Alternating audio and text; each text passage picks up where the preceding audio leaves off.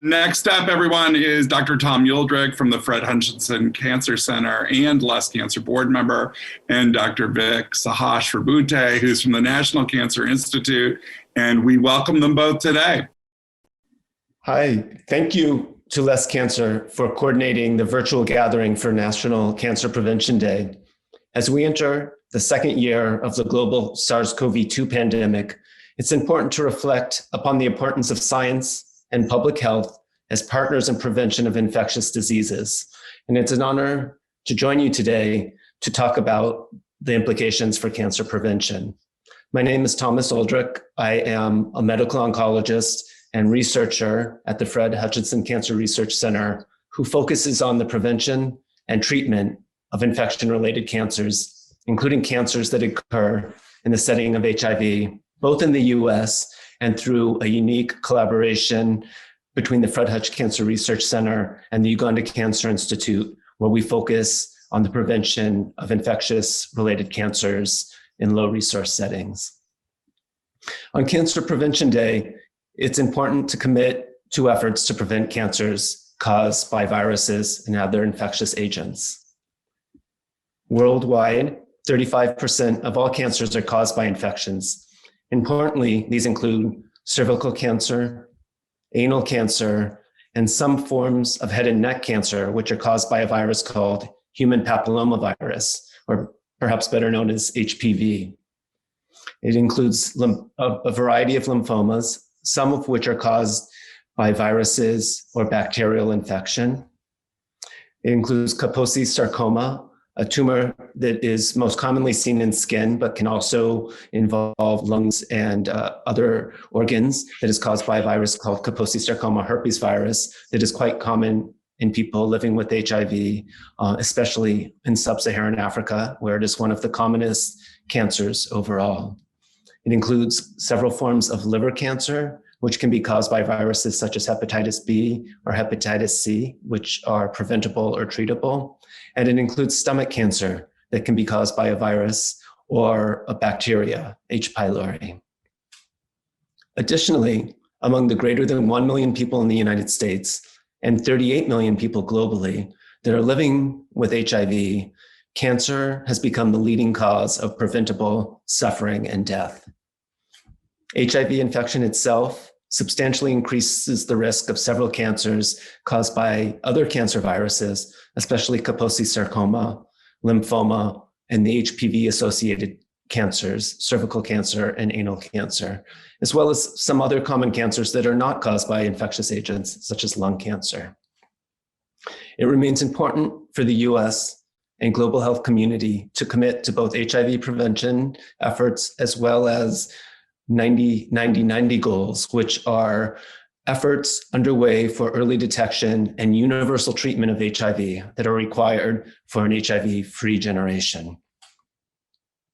Through years of research, several important interventions have been proven to prevent infection-related cancers. It's important to double down our efforts to make these available globally. First, prevention and treatment of HIV is a critically important form of cancer prevention and would decrease the burden of at least 8 common cancers in populations at high risk for HIV. This is particularly important for sub-Saharan Africa, where currently greater than 26 million people are living with HIV. Second, vaccines against hepatitis B virus and human papillomavirus are effective at preventing liver cancer, cervical cancer, and some head and neck cancers, and increased use of these vaccines are imperative. Third, cervical cancer screening, which includes identification and treatment of precancers, is a highly effective way to prevent cervical cancer and may be a model for prevention of other HPV-associated cancers as well. For people living with HIV, other established cancer prevention efforts, such as smoking cessation, are critically important. In general, I recommend that people living with HIV have general cancer screening and prevention efforts, but there may be some need to tailor specific cancer prevention or early detection, such as lung cancer screening, for people living with HIV. And these cancer prevention efforts can be integrated into HIV care. Besides the established ways to prevent infection-related cancers, doctors and scientists are researching ways to further improve early detection and prevention of cancer caused by infections. For example, through novel approaches to anal cancer screening or improved treatments for pre-cancers. As the US and global health community continue at warp speed to develop and implement vaccines for SARS-CoV-2, it will remain important to build on this momentum and the scientific advances of the past year to accelerate efforts to prevent cancers caused by other forms of infection, such as viruses. I could not be more optimistic about the opportunities and efforts for prevention of infection-related cancers. Again, I want to thank Less Cancer for your continued efforts to raise awareness about infection-related cancers and bring to the table a discussion about prevention of these important cancers. I now want to turn over the discussion to my friend and colleague, Vic Sahasrabuddhe, who is a researcher at the National Cancer Institute's Division of Cancer Prevention, who will talk more specifically about exciting research aimed at prevention of HPV-associated cancers. Vic. Thank you, Tom. I appreciate the opportunity to join you and our colleagues at the Less Cancer National Cancer Prevention Workshop. As you mentioned, a significant proportion of cancers globally are caused due to infections. And one of the cancers that I focus on within that sphere is the human papillomavirus or HPV-related cancers, particularly cervical cancer. Happy to talk a little bit of what we are doing here at the National Cancer Institute through our efforts in cancer prevention on expanding some of the work related to HPV-related cancers. As you know, this cancer, particularly cancer of the uterine cervix, so cervical cancer, is a major cause of morbidity and mortality globally. About 600,000 women are diagnosed every year due to this cancer, and more than 300,000 women die due to this cancer. Including in the US, where it has, although the problem has declined over the past several years as a result of improved access to prevention services, it has not completely vanished. And we do see more than 13,000 women annually diagnosed with cervical cancer in the US, and more than 5,000 women die due to this cancer. And so there's something to be said about the ability of us to do something for a cancer for which we know a lot about the causative agent, the human papillomavirus, as well as the availability of various prevention tools, such as the human papillomavirus HPV vaccines, which have been available now for almost 15 years and have been a mainstay of prevention of cervical and other HPV-related cancers. The vaccines are available globally, but in the US, despite several years of push through the public health and the clinical communities, the vaccine uptake rates are still struggling at around 70%, and the serious completion rates are even lower. And there are several reasons why this has been the case, but certainly one of the causes is related to vaccine hesitancy. And along with the push towards increasing COVID vaccination now, we hope that in the near future, HPV vaccine rates will also go up as the general public and the population understands the importance of vaccination, particularly for importance of a vaccine that is shown to cause vaccine that is shown to prevent a cancer that is eminently preventable through this modality. We also have seen a significant effect of, as you mentioned, screening and treatment efforts related to cervical cancer. These include Pap smears, which have been the mainstay of cervical cancer prevention in the United States, and more recently through the testing for the virus HPV through cervical Pap smear related provider collected samples. What we are researching now is try to see how we can expand on reaching the women who do not get Pap smears regularly in the United States. We're trying to focus on about 20 to 30% of women who are either underscreened or never been screened due to a variety of reasons, including lack of availability or geographic inaccessibility to a OBGYN, or the hesitancy in terms of various other situations for getting uptake to screening. And so we are trying to pilot a method called as self-sampling, which will allow women to collect a sample for HPV testing at a time and place of their choosing. And we are going to work with a broad stakeholder community to implement something called as a last mile project, where we're going to try to show the equivalency of this approach to the pap smear-based cervical cancer screening. We hope through expansion of efforts for cervical cancer screening, as well as increased efforts in HPV vaccination, we can make cervical cancer potentially eliminated. We can eliminate that as a public health problem in the United States and also globally. But I'm very optimistic, as you are, about the efforts that we can collectively take to address some of these incredibly important cancer preventative efforts through collaborative efforts, both in research as well as community advocacy and implementation. So I was hearing your work, Tom, and I was just wondering, maybe you want to talk a little bit. I just wanted to hear your thoughts on how has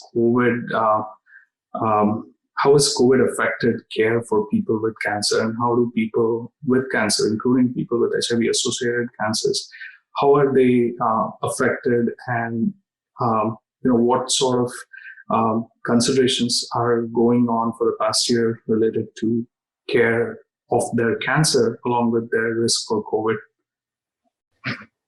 Great, Vic, thank you for the question. I think that the past year has been quite challenging for my colleagues who have been treating cancer for their entire career, and really adapting and pivoting to new technologies and new methods for managing people with cancer. We are doing this here in Seattle, and we are doing this internationally in our global work in Uganda. I think one of the important take-home messages that I've come away with over the past year is that for certain cancers, it remains critically important to maintain a level of care for patients, so that we don't fall behind on progress that's been made in prevention and treatment of cancer and associated decreases in death from cancer. And so I think coming up with ways to manage cancer in the COVID pandemic has required innovation. A lot of that innovation has been in the forms of mobile technology, and as well as distant care, health visits over Zoom, for example,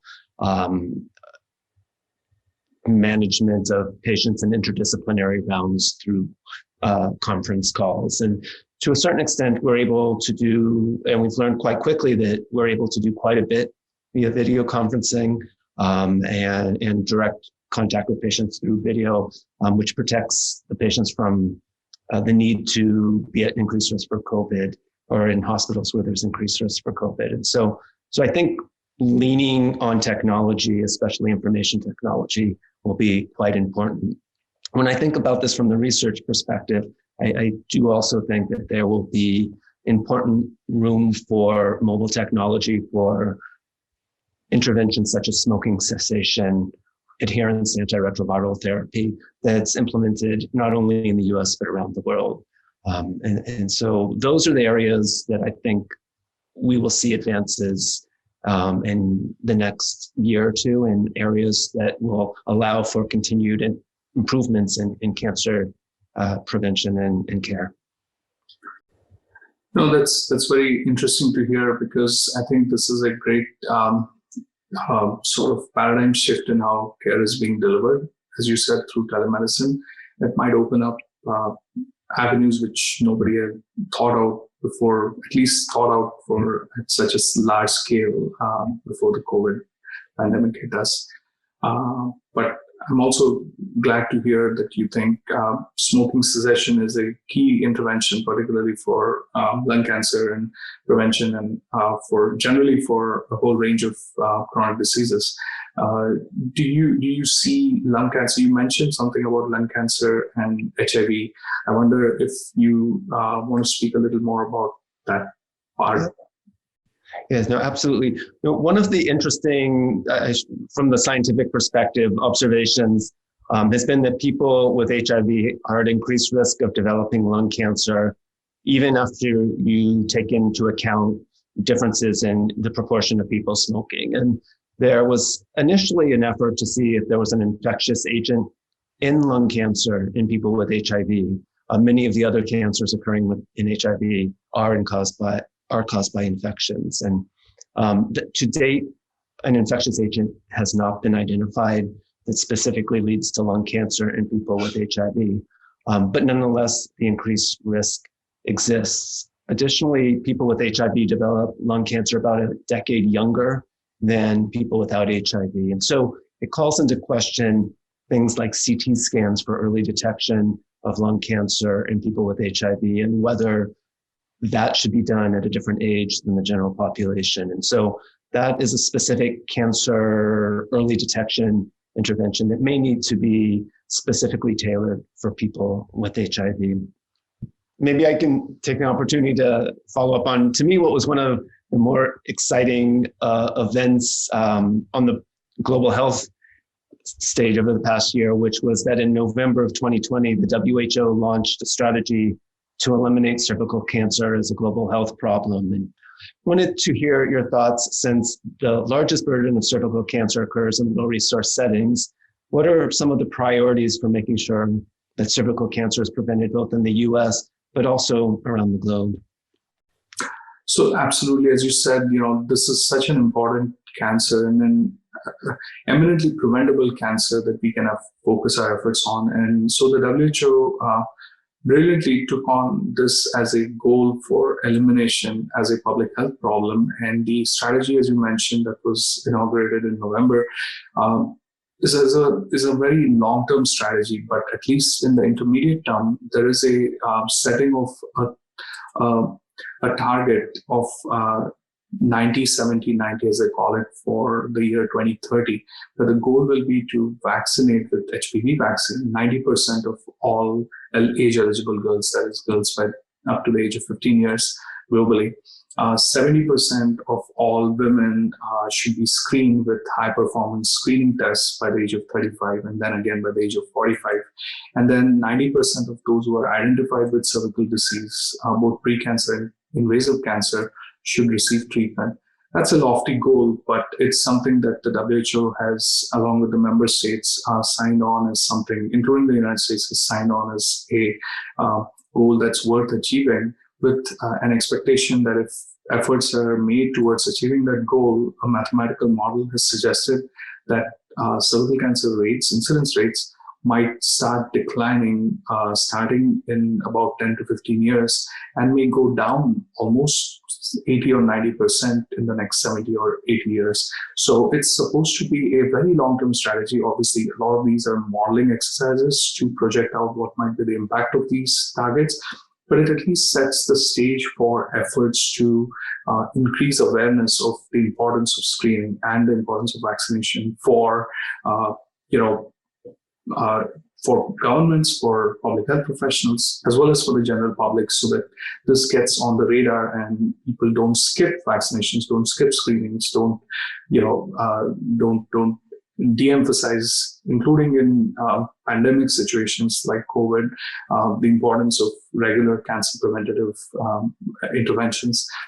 So I think it'll be something that we are all committed to working towards. In the United States, as you mentioned, we are working with a whole range of partners to improve on some of the most challenging situations where we do see the last few thousand cases of cervical cancer.